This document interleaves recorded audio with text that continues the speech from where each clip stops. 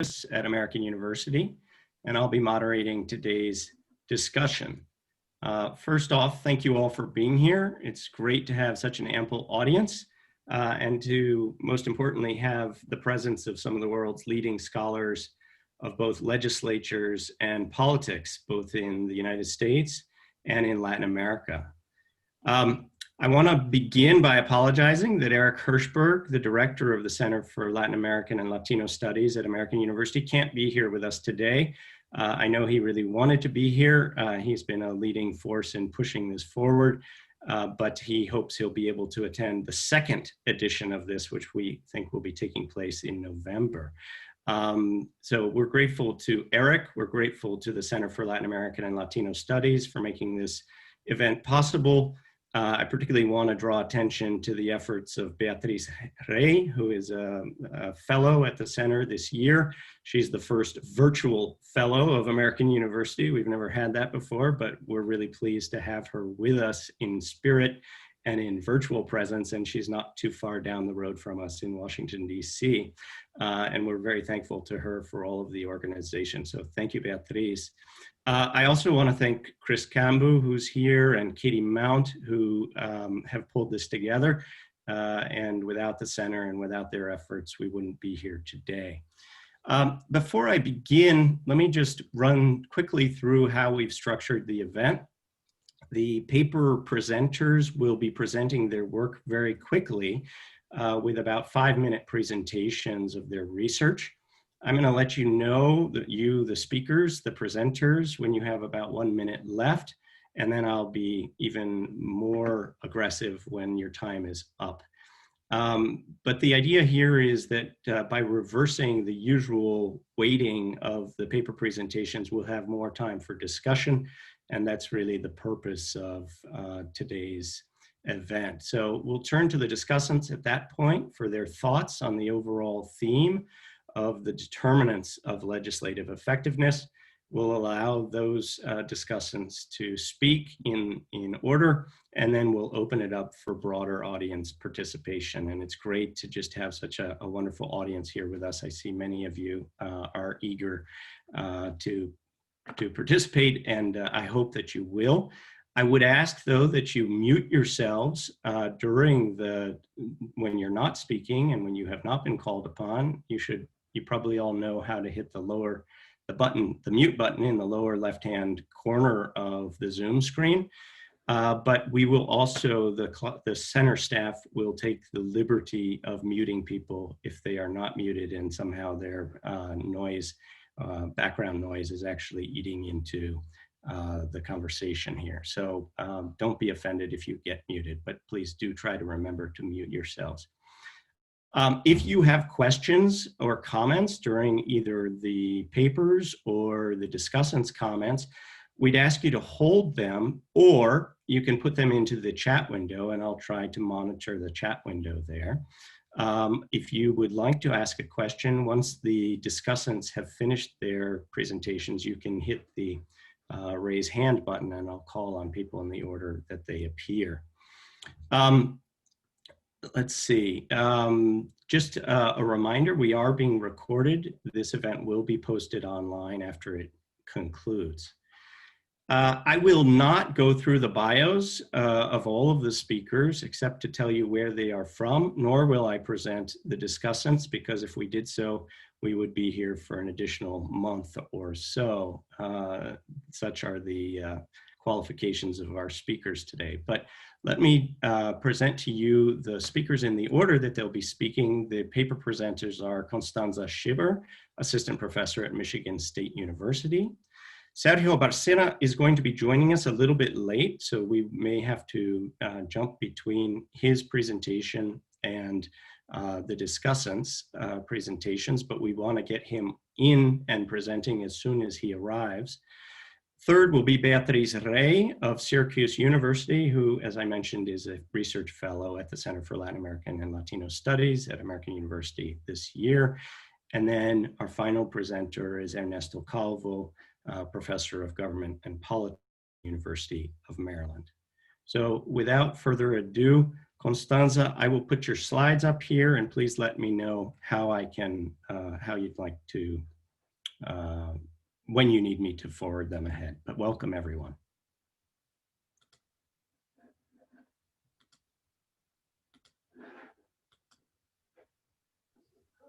So the first part, you have to move them quite quickly. So. Okay, I just need to pull them up. I apologize. It's okay. Okay. Hopefully you are now seeing. Wait, those are not mine. Nope, this is not. This one is. How's that? Okay. I don't see anything. I'm sorry. Only legislative effectiveness. Could you confirm now? Oh, there, yes. Okay.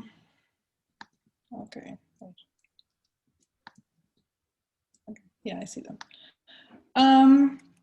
So my work.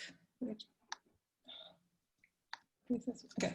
So my work looks at whether legislative majorities are successful in translating their policy preferences into policy outcomes. So compared to the other way presented, it takes a step back to considering legislative bodies as a whole rather than individual legislators. So a lot of previous literature has in presidential systems has suggested that legislators have little influence over the policy process, like even in the budget, which is what I'm going to focus on. The president is often characterized as a dictator and assemblies as rubber stamps. So in contrast to some of this previous literature, my work shows that institutional designs play a key role, and legislative success is more likely under certain type of institutions. So there are limitations to previous research. So one is how do we quantify success, which I'm going to define as whether a legislative majority is able to translate its preferences to policy outcomes. So I think you have to move to slide 5 or something.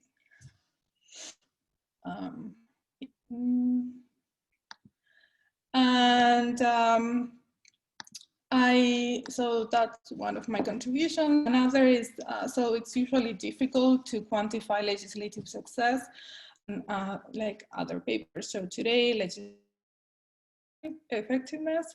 I'm going to measure these across countries, and another contribution of my work is that rather than consider an index for the measure of institutions, I consider the different combinations of and what is the policy outcome. So if you move to the following slide, I think slide 11. Okay. Because in my work, I'm looking at how policy institutions shape legislative success.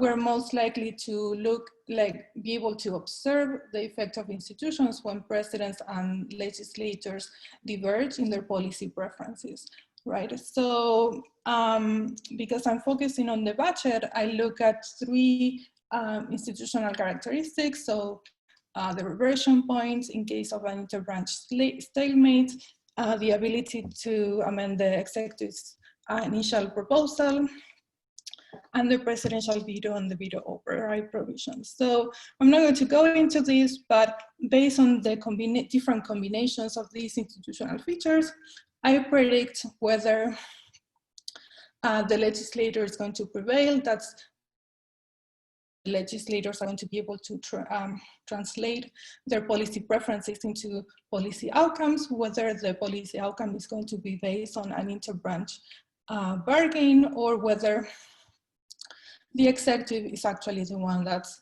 setting the agenda.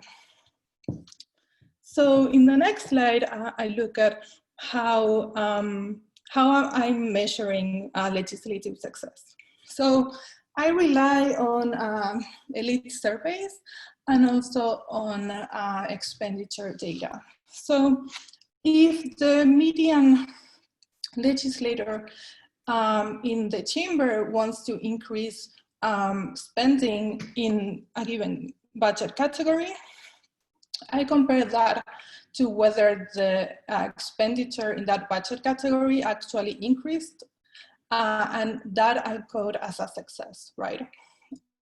The same if the median legislator wants to decrease policy, decrease spending, and spending decrease, that's also a success. But if the median legislator wants spending and spending decrease, then that's a failure, right? And so I'm measuring preferences with the Salamanca surveys. Now, like I said, right, the effect of institutions is going to, we are only going to be able to observe that when there is interbranch divergence, that the policy preferences, legislators and the president diverge, right? And also we need to be able to disentangle quiescence and agreement because they're observational equivalent, right?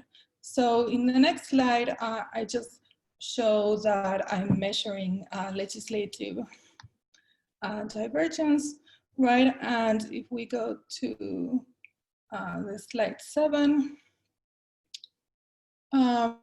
which I think is 13, yeah. So I'm not going to go into the model, but basically I'm going to show you legislators' probability of success, and I model this as an based on the institutions and also based on interbranch divergence, and there's an interaction between both variables.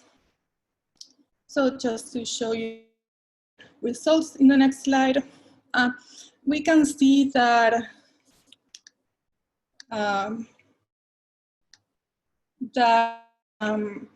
in the first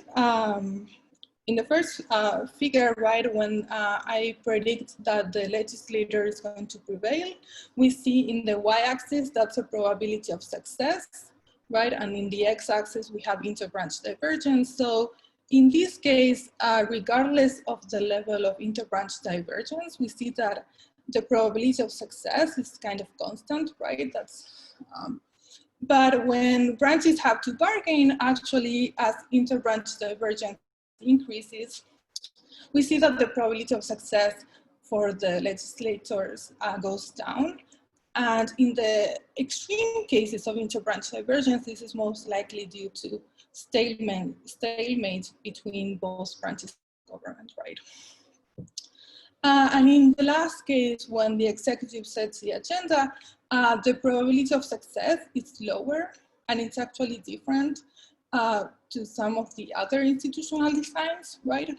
And it's lower, right, as regardless kind of like of the level of interbranch divergence, right? So legislators are less successful under these type of institutions, and we can see that they are not successful, right, for different levels of interbranch divergence. So I'll stop there. Thank you for your attention to time as well as to your presentation. I appreciate it. So we are going to skip ahead. Sergio is still on his way. Beatriz, you're next on our list if you're willing to go, and I'll go ahead to your slide.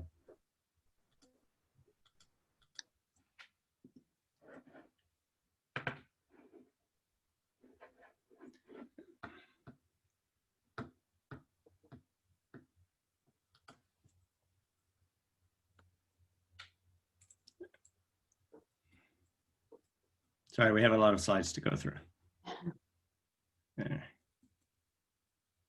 Okay.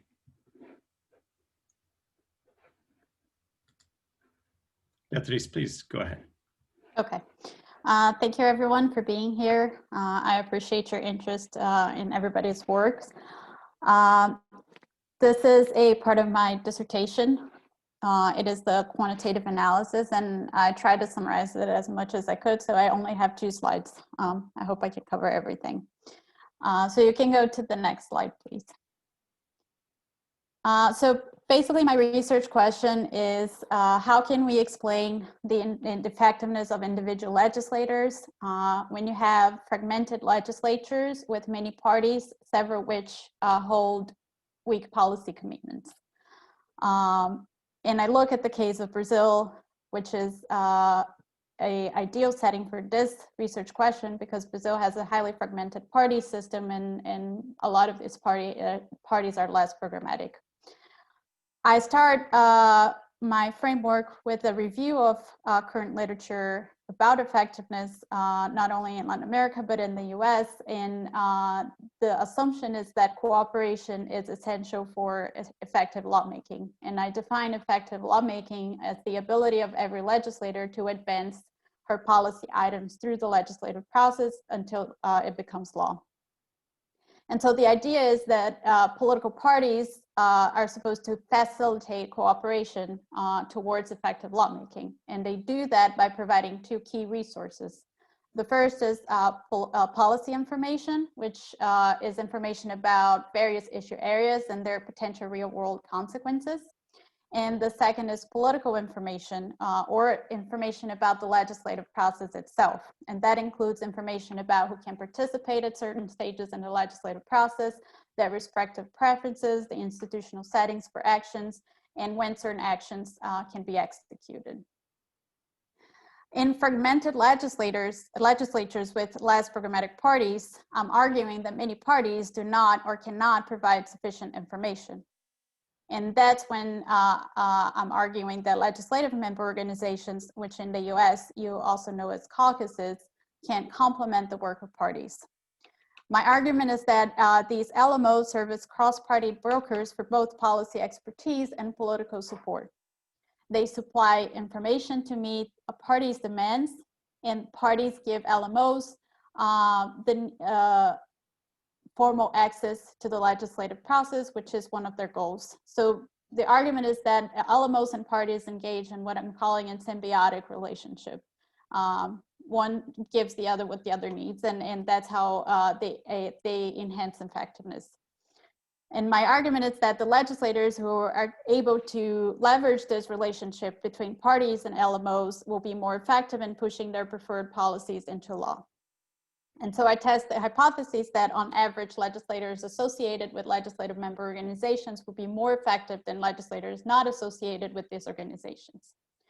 I collected data on legislative activity and LMO association in the Brazilian Chamber of Deputies in the last 2 congressional sessions, doing a year of field work.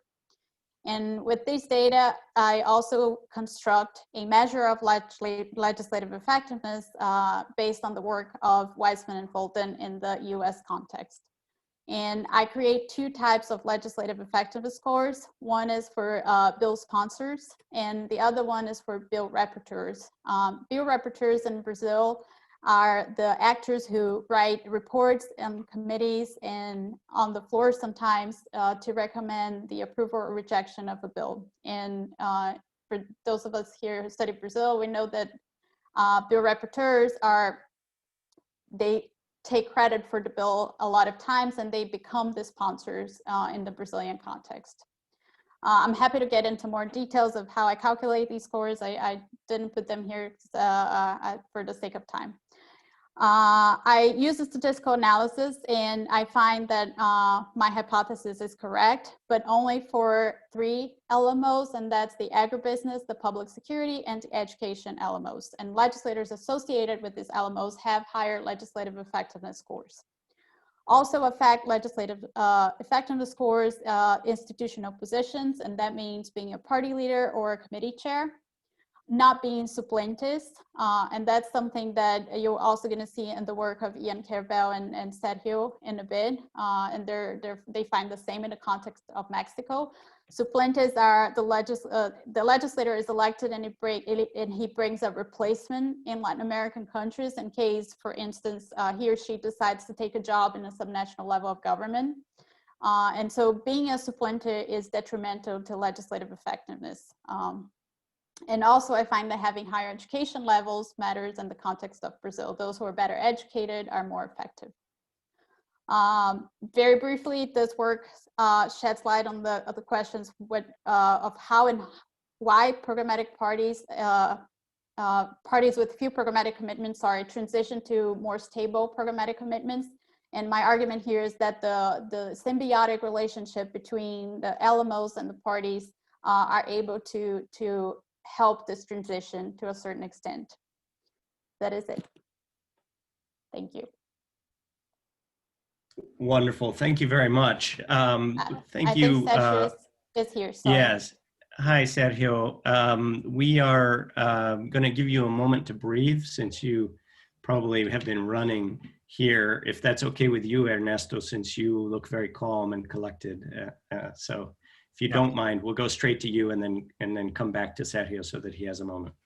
Sure. Yep, that works just fine. Can you hear me? Yes.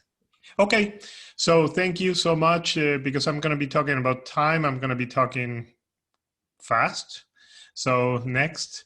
So I've been for the last year working mostly first on social media experiments and COVID.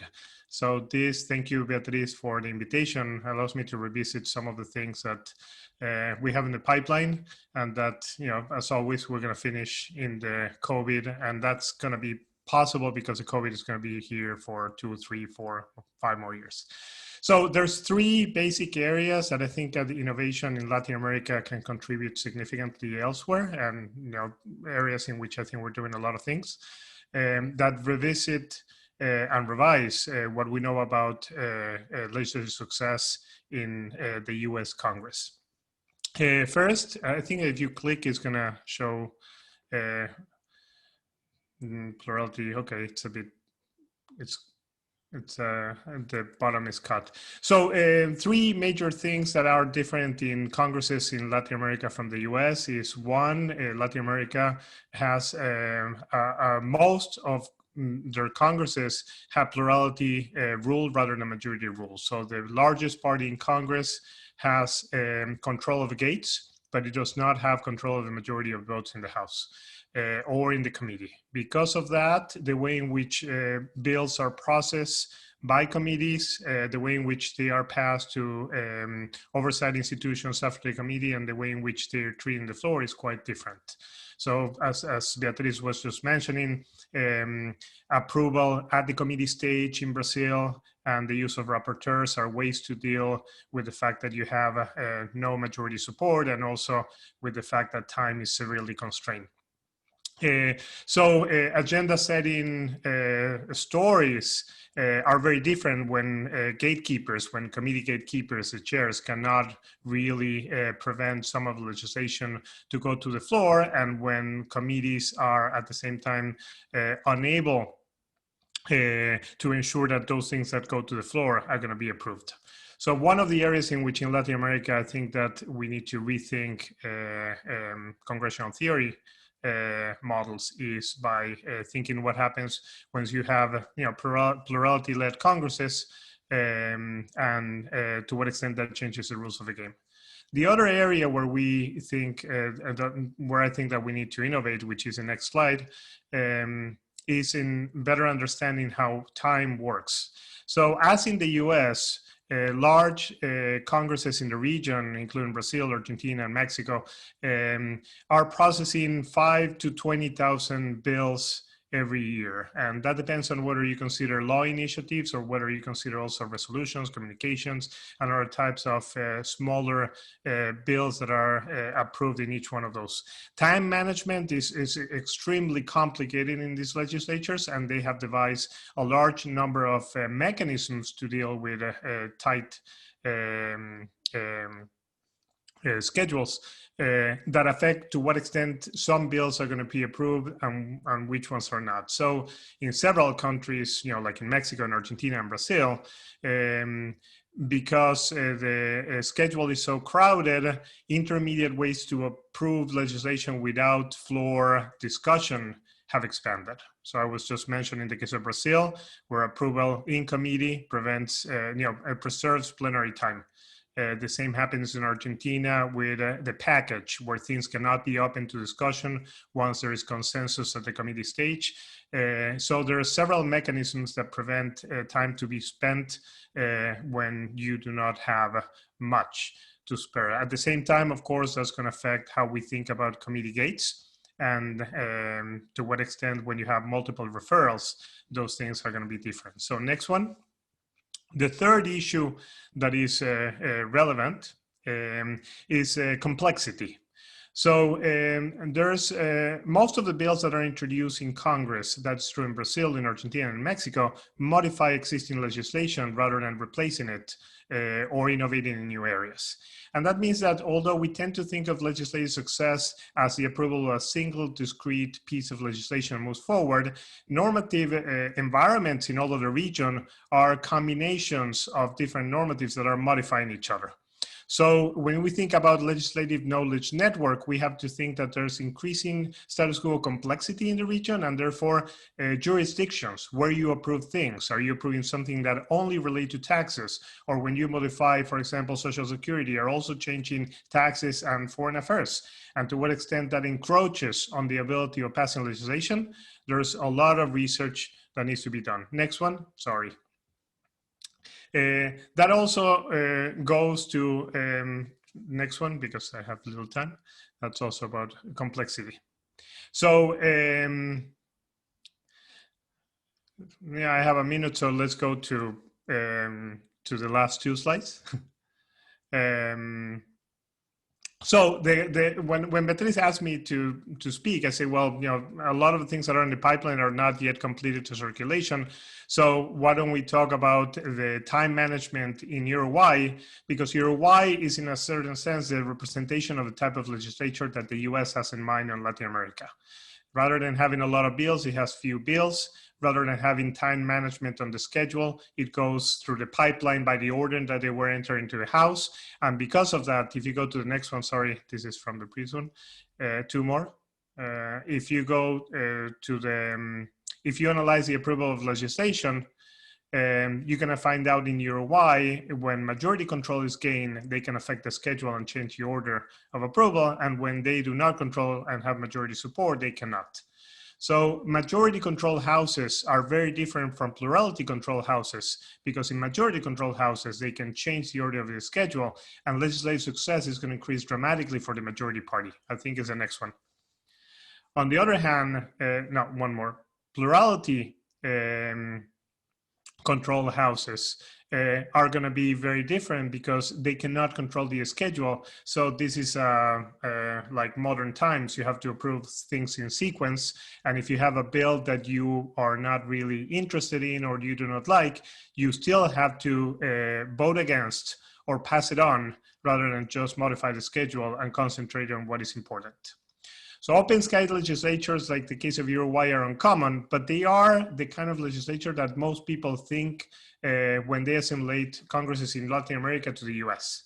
They are congresses in which the majority, gaining majority support also means higher success rate, and losing majority support means lower success rate, which is the opposite of what empirically we find in all the other congresses that are more complex in the region. Sorry, we always plan for more time. Just to keep in mind, you know, 3 agendas, 1 is time. Uruguay is a classic model. Everything else in Latin America is not. So maybe we can talk about that later. Sorry about the time crunch. Thank you for making it fit, though. Sergio, I assume that you're on the call, and while you're getting catching your breath, I'm just going to go up to your slides, which were in a different order. So sure, bear thanks, with me Matthew. here. And Sergio, you weren't here when I gave the rules of the game, but the rules of the game are 5 minutes of presentation. So thank you. Sure, I'll stick to that. Thank you, Matthew. And I apologize for being here late, but it was just about finishing a class. Thanks a lot. Well, what we studied, can you give to the next slide, please? What we studied in this paper is the relationship between the multi-party presidential systems and how effectiveness works there. So there is not yet a clear answer to how plurality confirmations and non-majoritarian confirmations, they affect the effectiveness of legislators. And what we tried to do is we studied the Mexican Congress from the lower house, the Mexican Chamber of Deputies, from 1997 until 2018, where we had this non-majoritarian confirmations. And we gathered data on the bills started by all federal legislators. And we also interviewed some people, some legislators and some people, staff workers that have been involved in the Mexican Congress. And one of the contributions of this work is that we tried to develop a new LES, the Legislative Effectiveness Score, that is applicable to Congresses outside the US. The next slide, please. We analyzed two things. First is the role of the president and the opposition parties in the lawmaking process. What we realized is that, or our hypothesis is that legislators from the party of the president, they will tend to be less effective. Why we hypothesize that? Because we realize that deputies from that same party, the president is normally sending them the line to which they should stick to. And there are also some mechanisms, as for example, there are some kind of foundations that we found in PAN, for example, that there is a foundation or a group, it's kind of a think tank, that analyzes bills before they are introduced, and they cannot say which bills are going to the next step and which ones are going to be blocked. So there is some kind of pre-floor and even pre-committee selection of those bills that will be approved. And when the president is in charge, and if you belong to the president's party, it will be most probable that these kind of mechanisms will tell you if you're going along with the president or not. So these are some additional constraints that deputies from the president's party have, and the opposition parties, the opposition legislators do not have these kinds of constraints. Can we get to the next one, please? We're also trying to look at the role of parties in committees. What we try to say and what we realize is that when there is no majority, the committees are not working as effective gatekeepers. Indeed, the most important gatekeepers in the Mexican Congress are parties, because they place the committee chairs, because they determine the committee's agenda, and they are very powerful actors within the committees. So what we believe is that as there is no majority, there will be there is no advantage in submitting a bill to a committee from chaired by a deputy from the same party. We give to the next one, please.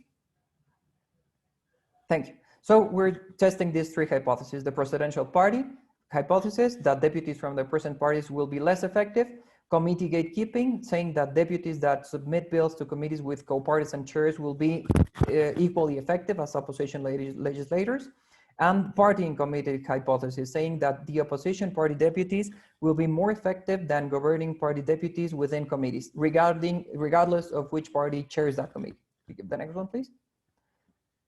Our measurements, the next one, of the legislative effectiveness was we tried to adapt the Volden and Weisman methodology. And as we don't have an almanac here in Mexico, we used different dimensions. We used the dimension of coordination, if the reform is constitutional, secondary, or only makes changes to rules within the Congress, the impact of the reform or the bill, and the length, how much it tries to change. So this is one of our contributions. We try to make this adaptation. And can we give to the next one, please?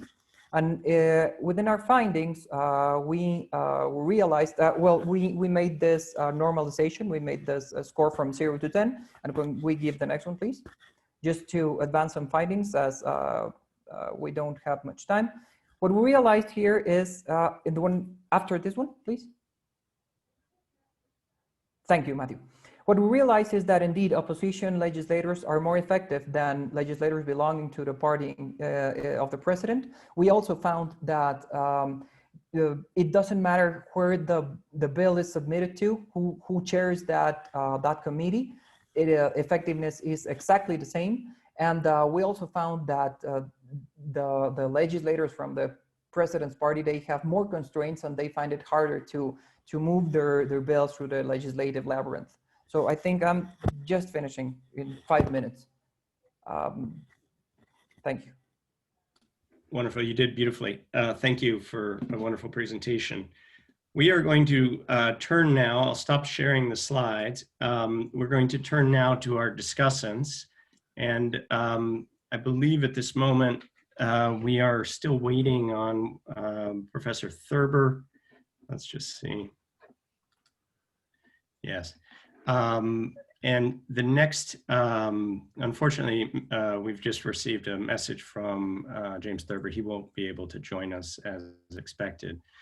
So in the order of the lineup that we have, the first discussant, we will go through the discussants first. Again, I won't read through their bios, but the order that I have here is Gisela Sin, Associate Professor of Political Science at the University of Illinois at Urbana-Champaign. Tiffany Barnes, Assistant Professor at the University of Kentucky. Acir Almeida, a researcher at Brazil's IPEA, the Institute for Applied Economic Research. Teiko Hiroi, Professor of Political Science at UT El Paso. Leslie Schwint-Bayer, Professor of Political Science at Rice University. And Danielle Thompson, Assistant Professor of Political Science at the University of California, Irvine. So I do see a few people who are putting questions into the chat box, and I'll be monitoring that. But for now, the floor belongs to the discussants. So Gisela, would you be able to kick us off, please? I don't think you're unmuted yet. Sorry. Thank you, and I'm sorry I just joined because I had it in my calendar as starting at 1:30. So I missed the first presentation, but I read the paper. So okay. So with respect to these, to the Carabel Bárcena Juárez, Sergio Bárcena's paper. So I just, given that we are a lot of discussants, so I just concentrate on a few things. So your argument when you mentioned about that the legislators, you know, that the ones that are the same party as the president do not in fact present or that are constraining their behavior, and that's why they're not so successful. So my first question, which I'm, you know, how much, I mean, what are does the president, this is just a clarifying question, does the president can introduce legislation in Mexico? Yes. Yes, the president can introduce legislation. Okay, yeah, okay, that's what I thought. So, okay, if only, so if the president can introduce, I mean, we're looking just at what the legislators do, but how can we separate that? How can we separate what the president, okay, yeah, the legislators in the president's party themselves are not being successful in getting the legislation passed, but how can we distinguish their preferences from those of the president or the party? And so in that sense, is that I mean, yes, they're not as successful, but a lot of the presidential policies do get passed. So, so up to what point, you know, in that sense, I think it's a very different situation from the United States, because for many countries in Latin America, you know, the bill in the United States, bills are introduced by legislators, but in many countries in Latin America, they're introduced by the president, and also the president has the capacity, which is true in the US too, to write down those bills and to, because it has the whole bureaucracy, which is true in the United States, but at the end here, always legislators do introduce the bills. So, you know, so at one point, it's really hard for me to separate how, I mean, the party of the president from the president itself. You know, when you argue they're constraining their behavior and that's why they're not successful, that's only if we assume that the preferences of the legislators are far from each other. What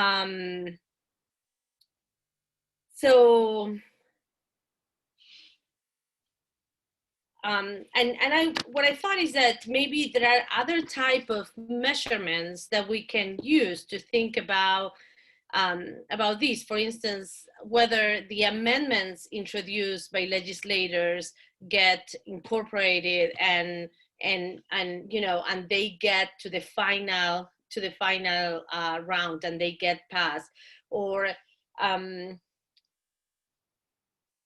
amendments, or I don't know, some other kind of thing that will allow you to get to the preferences of the majority party. It's still you know, hard for me to get to that. And then with respect to importance, yes, it's true. And in most Latin American countries, we don't have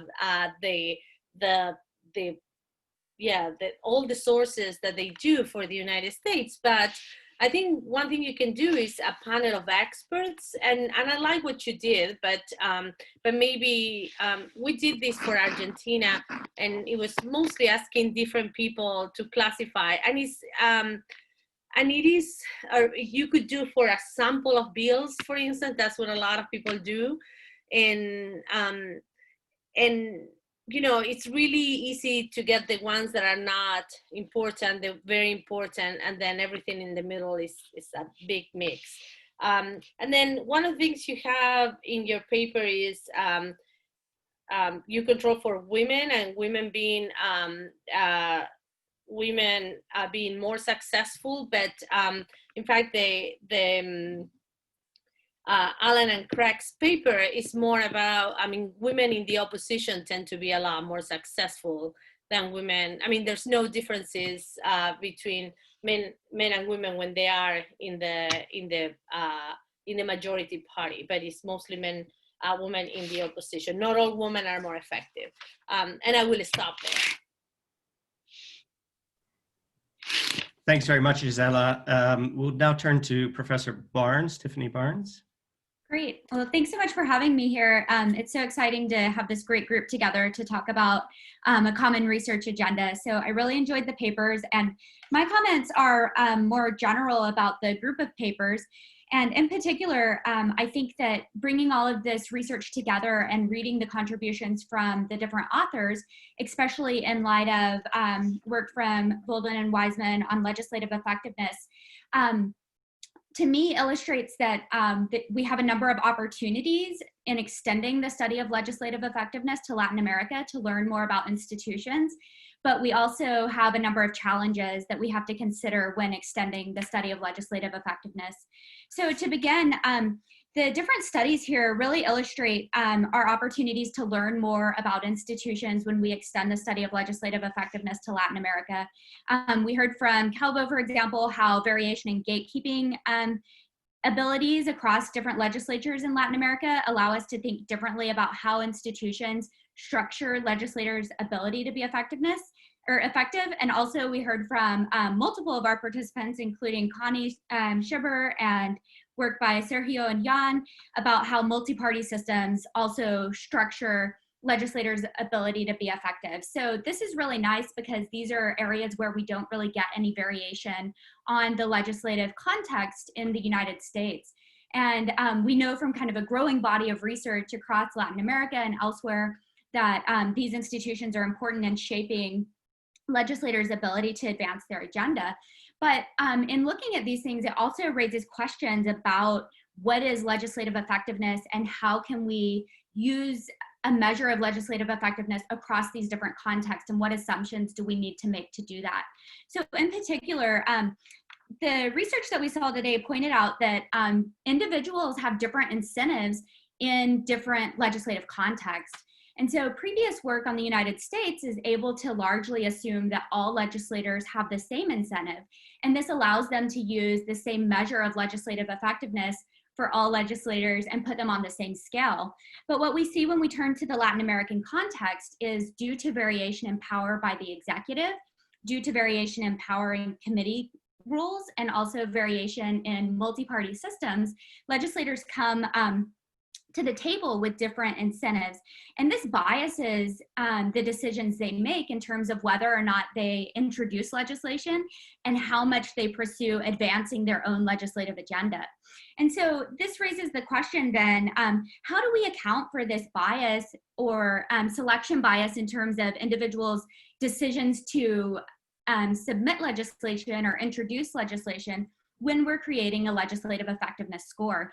And how can we adapt the legislative effectiveness score that has been used quite well in the United States, where we assume that all legislators have an incentive to advance their own legislative agenda?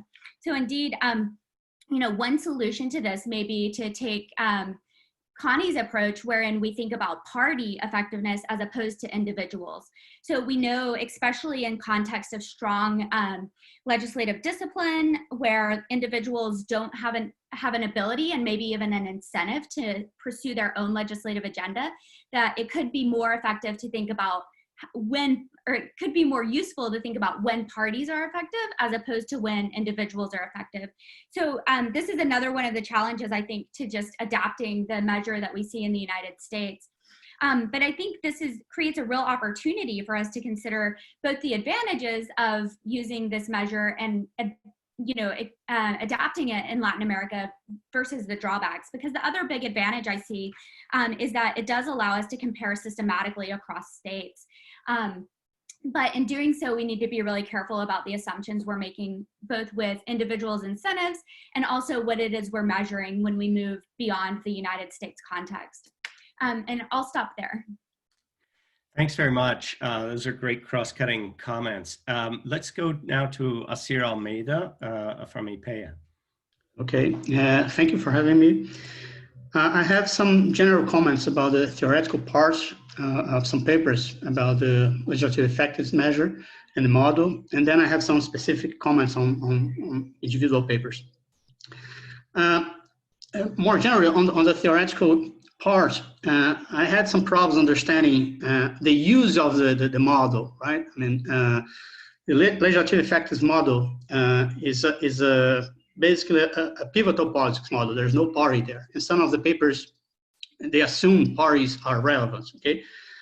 And another issue is that it's very important in the legislative effectiveness model that policy quality is the main feature that distinguishes the ability of legislators to advance their bills. But quality is a public good, and the model does not have any collective action problem. It doesn't model any collective action problem. So there is a theoretical question here that is puzzling me. That's the thing is, why would any legislator make a costly effort to raise the quality of a policy instead of just free riding on other legislators with similar preferences, right? So it's not clear how you solve that problem. I mean, the policy quality is very similar to Crable's information model, right? But there you have a collective action problem you solve by specialization in committees, everything. So, but here there's nothing like this. So I'm puzzled with that. One way to maybe tackle that problem is to use some theory of legislative participation. So you like Richard Hall's theory. I think Beatriz in her paper mentions Richard Hall. So you need to have a theory of why some legislators would be more willing to invest their time and resources on producing more quality policies. I think that there's something that is lacking on the theoretical model, the application of the theoretical model, and I think it's important. The other thing is about measurements. I mean, many people already spoke about measurements, and I don't know the legislative score, legislative effectiveness score very well, but I don't understand why do we need a composite index? Why not use to model the bill itself? Right, the performance of the bill. So you have a model in which you have a bill. The dependent variable is how far that bill developed in the legislative process, and the dependent variables would be bill's characteristics, the legislator characteristics, and everything. So why do we need a composite index? So when you have a composite index, you need to arbitrate some weights, and these weights could be modeled in a regression model, right? The measurement only captures the positive side of the agenda. It doesn't capture the negative side. I mean, if legislators are able to block legislation, it doesn't count as effective. If you're able to protect the status quo, because the status quo benefits you more, the measure doesn't capture that. Is that a problem? Another problem, I think, I don't know if it's Tiffany or Gisela mentioned this. The legislative effectiveness score, it's a function of the number of bills a legislator proposes. But the number of bills a legislator proposes is also a function of the status quo position. And in the model, it's also a function of the quality of the status quo. And it doesn't, no paper mentioned that. It's very important because depending on where you are in the left-right scale, it's not only your distance from the median, but also the concentration of status quo policies that are near you or I mean, depends on where it is on the left-right scale. So I think the number of bills creates a problem. I don't know how to solve that, but it seems to me that it creates a problem because you're putting together not only the ability to move bills forward in the legislative process, but also the incentive to present bills. It's a little different. Well, these are the theoretical and measurement issues that I kind of, it concerns me a lot. And for individual papers, I have a few comments. Acir, if you'll allow me to interrupt, I think that it's great if we could wait on the individual papers perhaps, and even we can send those comments. I love the way that you pulled the cross-cutting comments now, but I want us to make sure that we have time for all of the discussants and for some response and for our participants as well. But thank you for these awesome comments. Taiko, would you be willing to take your turn? Yes, well, thank you so much for inviting me to this wonderful workshop. I enjoyed reading all the papers and I enjoyed all the presentations. You know, other discussants actually have touched on almost everything that I wanted to mention. I also have like very general comments about legislative effectiveness and how legislative effectiveness is measured. Since I'm following Acir, I'm going to pick on, you know, basically kind of extend what he said. There are two things that I wanted to mention. One is that the current measure of legislative effectiveness all focuses on policy change, right? And so for that, people tend to focus on legislative activities, bill sponsorship, and approval of those legislation. But like Acir said, I think another important aspect of legislative effectiveness is to block undesired legislation. And of course, what is undesired is relative to one's position. So I think it's kind of difficult to have an objective measure, but I think it's a very important aspect. So somehow, if we can incorporate in our understanding of legislative effectiveness, you know, blocking the progress of a bill that's considered undesired, I think it would be wonderful. And such a measure or such a consideration, I think it's very important, especially when we think about opposition legislators. So maybe a lot of opposition legislators are not so much concentrating on like proposing their own bills and trying to advance their bills through the process. But one of the important things about opposition and minority party legislators is to try to voice opposition to those bills, to the government, and to try to block, right? So I think it's an important part. Another thing that I was thinking about is, again, going back to the current focus on policy change. I think policy change is important, like Acir said, but it may be relative to the status quo. But too much policy change is not necessarily good. Especially like if there's you know, a lot of legislators are successful and the policy keeps changing, that creates policy instability that can be damaging to the society, right? It creates a lot of uncertainty and such. And something that we haven't really thought about or have not been raised is the stability of enacted legislation. So if we want to, for example, think about quality of legislation, quality of policy proposed and approved, one of the possible measures of the quality may be how long the enacted policy goes without being changed. So duration of the enacted policy and maybe the proposer of that policy that lasts, maybe they can take more credit for creating such a policy that's long lasting. Thank you. Thank you very much, Taiko. Let's go now to Leslie Schwint-Bayer. Leslie. All right. Hello, everyone. Thank you so much to American University for organizing this. These are a great set of papers, so I strongly encourage everybody who hasn't had a chance to read them to do so. Really great insights on this idea of legislative effectiveness. The main comments that I wanted to make actually builds on what several people have already mentioned, so I'll keep this very short. I think Tiffany did a really good job of sort of articulating the real issue here that I see, which is how do we deal with the selection bias issue that not all legislators necessarily want to get their bills passed. They don't all sponsor bills specifically with a goal of actually getting them passed. And, you know, Craig noted in the chat that extremists are likely to introduce more bills.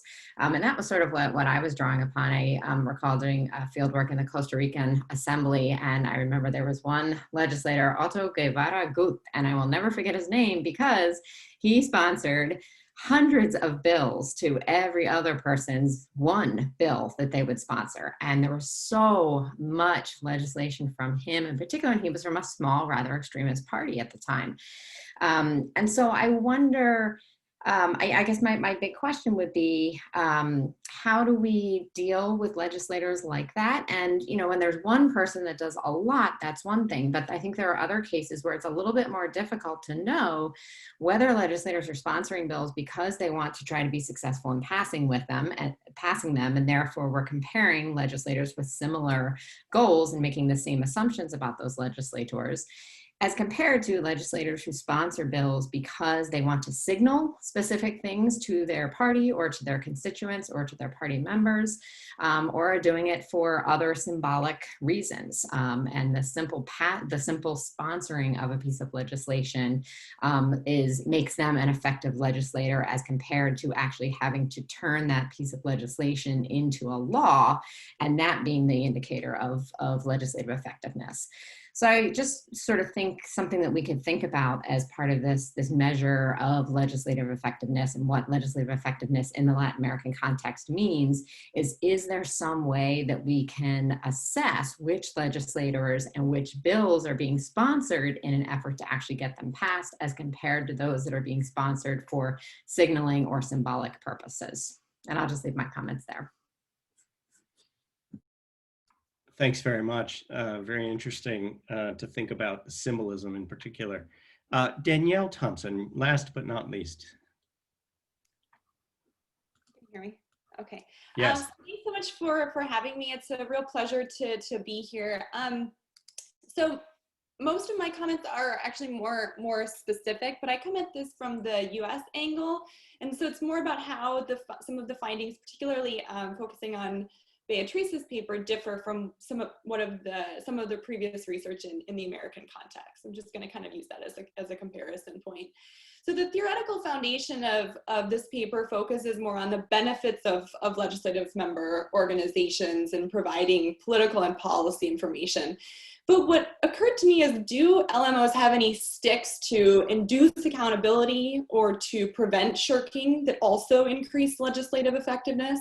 So can these LMOs both provide and withhold political resources to induce coordinated and disciplined action, or do they not wield these kinds of sticks? Because this has been one of the really important features of research in the American context on party factions.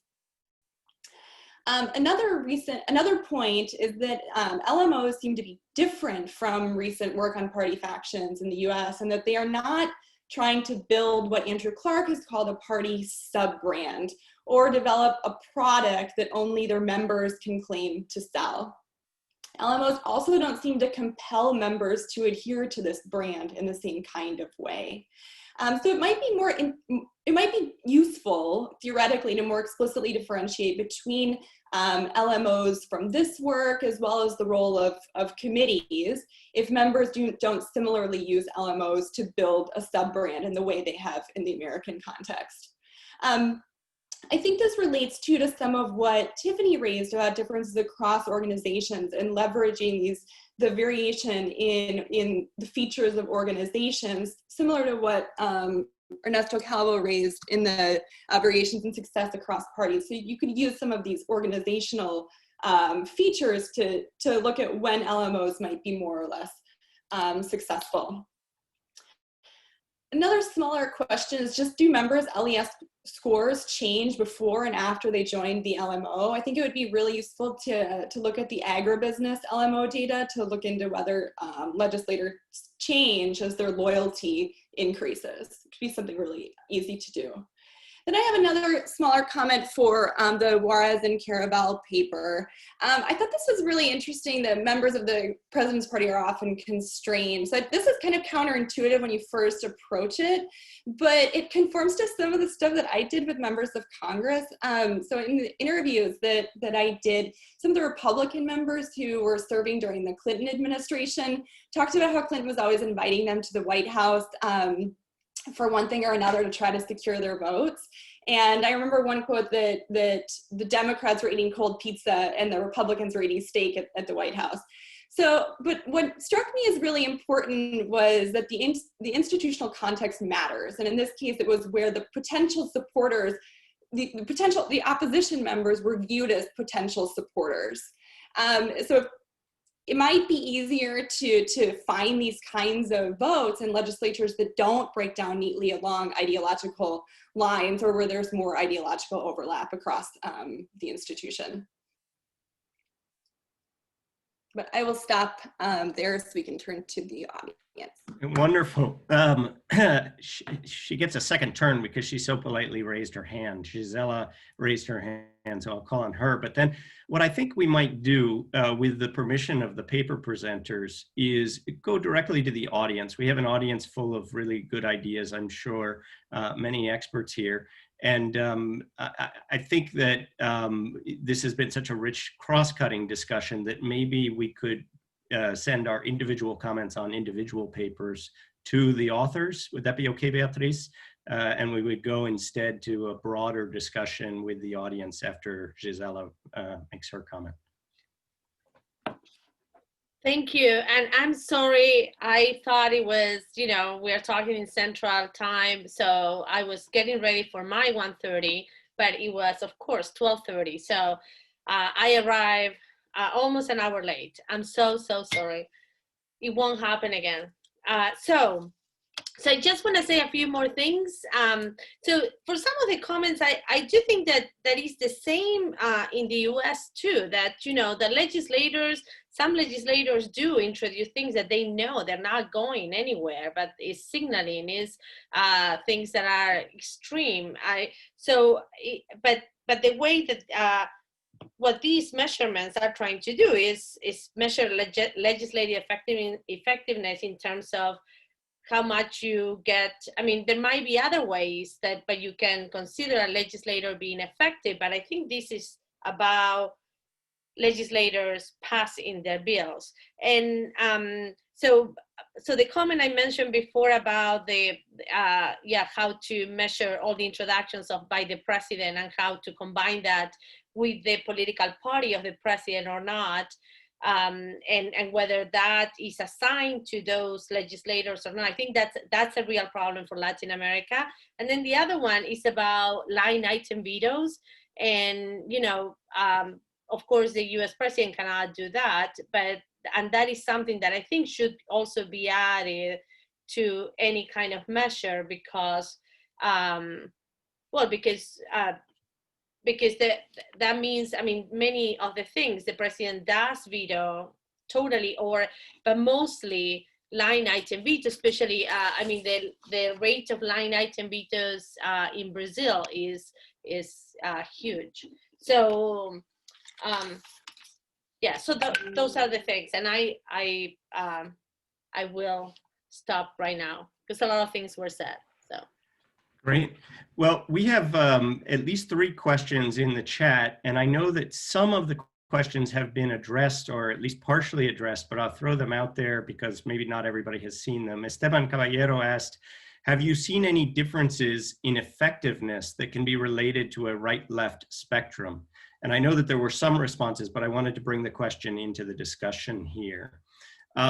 Second question, a very interesting question from Andrea Carcamo. I work on legislative advocacy. I'd be interested to hear if, based on the findings presented, what sorts of tips you would have for effective legislative advocacy.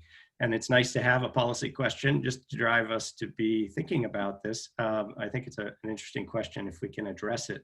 And then Esteban, he gets in 2 questions. His second question is, would you advise changing electoral systems towards majority legislatures, since PR systems, proportional representation systems, create more chances for a plurality Congress? So I don't see in it at the moment any other hands, but I'm going to throw it back to the paper presenters if you have thoughts on any of those questions or on the comments that you've heard so far. And I would ask you, perhaps we don't have to go in order this time. We could go in the order that you feel inclined to speak. Constanza, Sergio, Beatriz, and Ernesto. Any order is fine. Go for it, Ernesto. Okay, so a couple of things. First, on the issues raised by Tiffany and by Danielle, I completely agree, and this goes in line with something as Acir also mentioned, is if you model, there's heterogeneity, as you were saying, everywhere, in the US as well, just as Gisela said. So if you model individual level bills and individual level legislatures, that means that you can have fixed effects by legislatures, and you can therefore see to what extent even legislatures that some of the stuff they put is signaling and some of the things they do is substantive, to what extent they're having a different success rate. But we also have to think that when we produce a bill, it's the same as when we produce a paper. We publish a paper, it gets a certain number of citations. The fact that we can select whether we publish a paper or not, and that we're both and we get there, doesn't mean that we can predict the number of citations it has. So even if it's a signal, why would it matter that it's a signal if it goes to the floor or to the committee and then it's approved at a certain rate?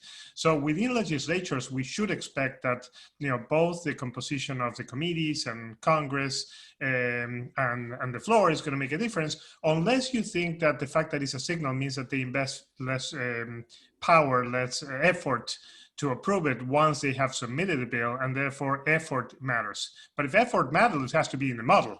If it's not in the model, it doesn't matter if effort matters. And at this point, none of the model is including measures of to what extent there's an effort on the part of legislatures that would make a difference. So I'm not as concerned about heterogeneity. I think that if you model within variation by the legislature, that is going to be taking care of that. On the issue of ideology, I think that ideology matters, but of course it's not left-right. So as Craig said, it cannot be just a linear relationship. It matters the distance that you have ideologically from other actors in some Congresses, not in all of them.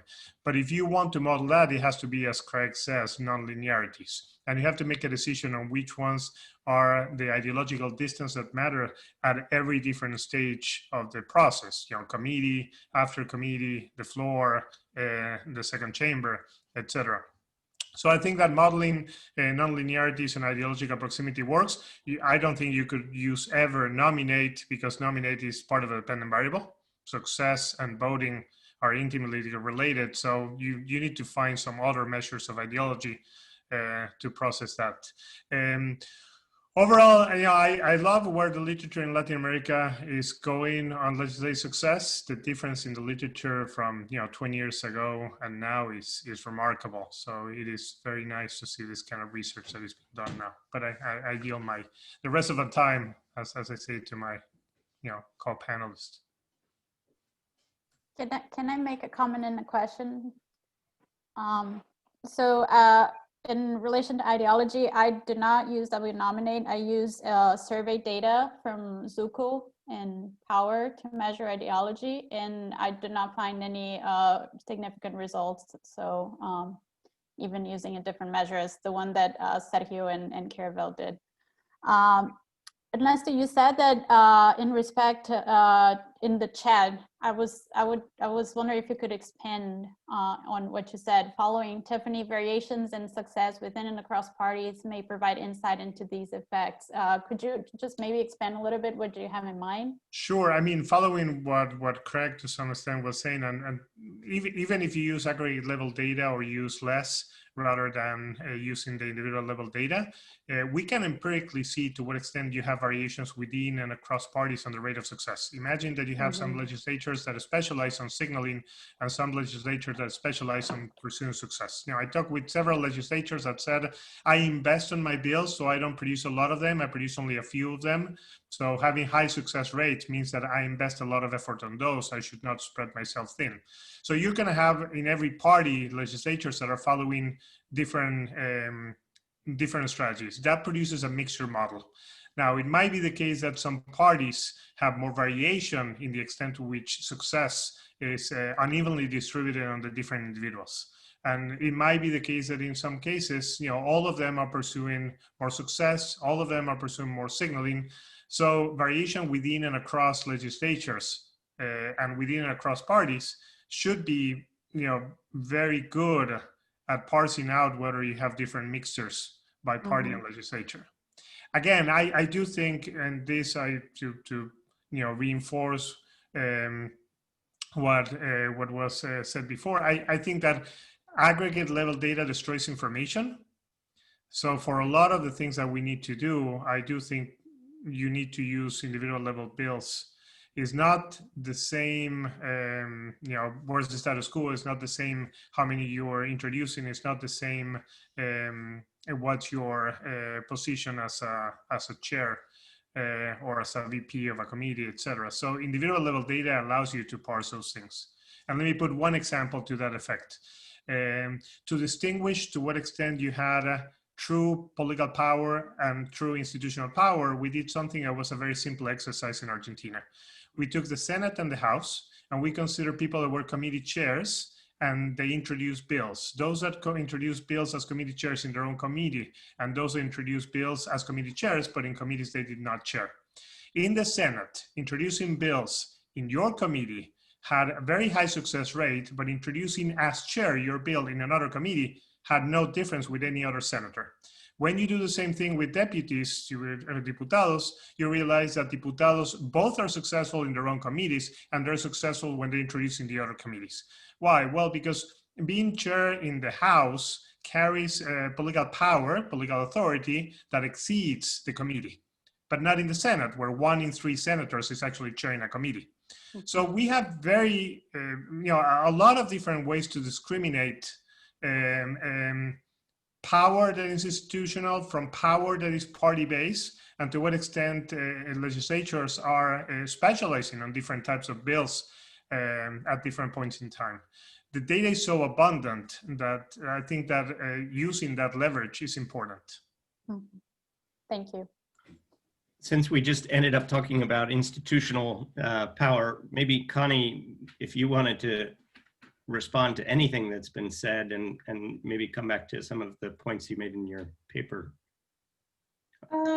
Yeah, so I think I'd like to continue with this idea of like if policy position matters or like ideology, because I think like something that I found in my research is that it's agreement and like acquiescence sometimes is observationally equivalent. Right, so for example, like what Gisela was saying about the paper that studies Mexico, or at least the way that I interpret that is, if we focus on legislators that are the same party as the president, right? They find that they're less successful, right? But is it that their success is also or the president's success is also part of their own success, right? So they're maybe less successful that the president is able to pass his own or her own agenda.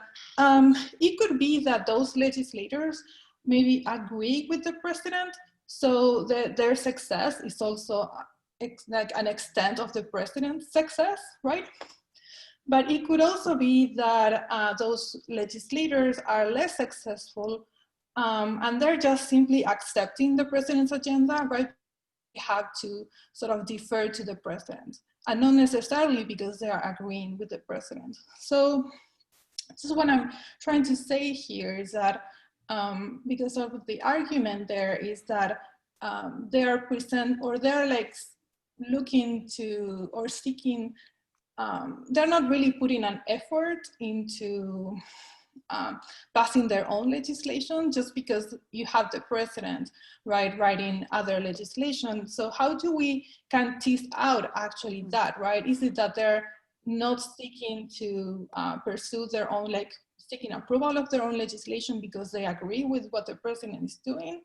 Or is it that they're just not doing it because they simply have to defer to the president, right, and accept that? So sometimes teasing that out is a bit difficult. So for example, you could look at, does it change when issues, right? So maybe those legislators are going to try to differentiate themselves from the president when the president's popularity goes down, and maybe they're going to try to push their own policies, even if they're co-partisans.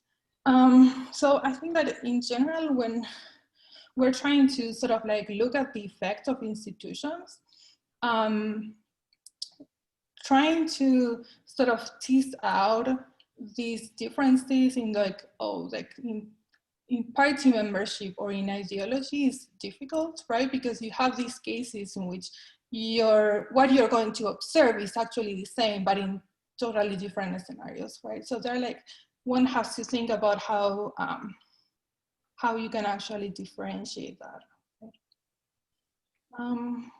Yeah, and I think that, so another issue is that maybe when we think about legislative effectiveness, that we might want to consider also is the issue of quality.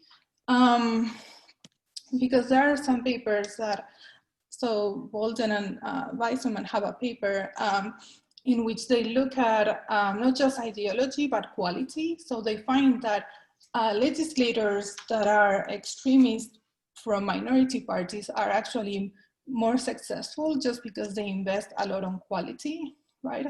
So some of the findings could also be because of quality, right? And yeah, so I think like they're like just ideology, but yeah, so just that. Thank you. Wonderful, thank you. Let's see, Sergio, you haven't had a chance to respond yet. Would you like to? Sure, thanks, Matthew. Well, there is, I would like to build on what Professor Schibber and Professor Sin were saying right now about this question: if legislators from the president's party, if they defer to the president, or they take, or they just take like a shared objective of or if the president presents a successful bill, they take it as their own success. I guess it's a mixture of both. We have found, for example, some legislators from PRI, when PRI was in the presidency in the last 6 years, 2012 to 2018, the legislators that we interviewed, most of them, they said that they were happy to help with the president and restrain some of their bills because of the discipline. Most of them, they answered they did it because of the discipline. And when we interviewed some of deputies from PAN, the panistas that were on the governments before, most of them said that they were not doing it for discipline, but they were doing it for a common good. And because they realized that the president had, he had not only more resources, but he had a greater idea of how things should be implemented. So I would say it depends on the party, first of all, and sometimes even on the individuals. There were some cases, some variations even within parties. There was another important question from Professor Sin to say, how do legislators know what the agenda of the president is? Well, presidents have developed some mechanisms, and I would like to put a couple of examples. President Fox, for example, who was president from 2000 till 2006, he made a kind of a figure that it's called a liaison. It's like a lobbyist for the government. And if any legislator presents a bill that is going against a presidential program, for example, I remember one case of automobiles, that there were some panista legislators that they were trying to bring some automobile from the United States, and the president had an opposite agenda. So what happened there is that the lobbyist, that the liaison from the president, he started lobbying not with the legislators. They allowed them to present some bills, but when they got to the committee that was going to decide on that bill, they said, well, you should consider this, and you should consider this is not in the agenda of the executive. So the bills did not advance. That was one case from the panista president. And one other case was President Enrique Peña from PRI, the last government. He was very clear in which what his agenda was, because he made an agreement with all the main parties that was called Pacto por México. And he said what his position was in main issues as labor, as finance, and energetic sector. So everyone knew what the president was wanting and what he was going for. And even parties, even deputies from the opposition agreed on that, because the elites from the leaders, the party leaders, they had agreed upon that. So that was the way that some presidents, they showed what their agenda was. Another question that was posted by Professor Barnes is that what is the incentive for some legislators to build and to make and to present some bills? Well, I think Mexico is an important case to answer for that, because at least in the years that we studied, to 1997 till 2018, they were not allowed to be reelected. So here the question is, why would a legislator that will not be reelected will be interested in promoting bills? Well, there were a couple of reasons that we found. First of all, that we found that when legislators finished their 3-year period, deputies, when they finished their 3-year period, they're worried about where they're going for their next job. And the one thing to get a new job is to show their party leaders that they are popular among the voters. So they use these bills as future campaign arguments for saying, well, I'm worried for my electorate, so you party leaders should give me a new candidacy. Of course, not in the same place, but now as a local deputy, or now as an official. So that was one of the reasons. They are building and they're cultivating their own careers when they are promoting bills. And yes, most of them, they do not go further. And one thing that Professor Schwindbayer was also pointing out is that not all legislators want to be approved of their bills. And I think it's linked with this position. I remember 2 cases. Recently, one senator from the leftist party, Ph.D., Senator Mancera, he has recently, in maybe less than 2 years, he has already presented more than, I think it was 200 and something bills. Most of them, they were only changing words to make them gender neutral. So what we tried to do is we also accounted for this kind of changes that are making this minor and symbolic shifts. And we're saying, well, this legislation should not be considered as relevant as some other legislation. And there was another case, Deputy Jorge Caguachi. He was twice in the chamber, and he promoted like 20 times more bills than any others.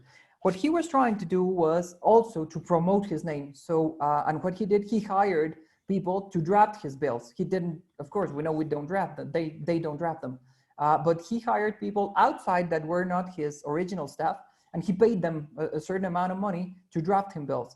And he was not interested in seeing them approved, just he wanted to appear in the media. And I say it because I was one of the people that he paid to make some of the bills. So I can say these are some of the things that they motivate legislators to start developing these kind of agendas. Wonderful. Well, this is a great place to end. I'm afraid we have to end because our time is up.